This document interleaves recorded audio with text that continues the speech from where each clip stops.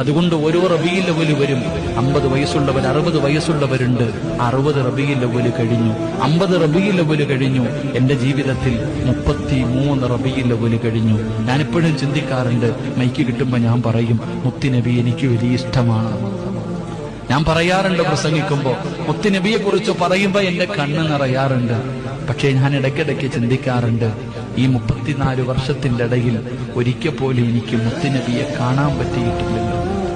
ഞാൻ പ്രവാചക സ്നേഹിയ, മുത്തുനബിയുടെ മദ്ഹ് പറയുന്നവനാ, റസൂലുള്ളാഹി തങ്ങളുടെ പേര് കേൾക്കുമ്പോൾ അറിയാതെ സലാത്ത് പറയുന്നവനാ. പക്ഷെ 34 കൊല്ലത്തിന്റെ ഇടയിൽ ഒരിക്കൽ പോലും ഞാൻ ഇന്ന് വരെ കണ്ടിട്ടില്ല. സത്യത്തിൽ എനിക്കിഷ്ടമുണ്ടായിരുന്നെങ്കിൽ ഞാൻ കാണുമായിരുന്നു. എന്റെ സ്നേഹം സത്യമാണെങ്കിൽ ഞാൻ കാണുമായിരുന്നു.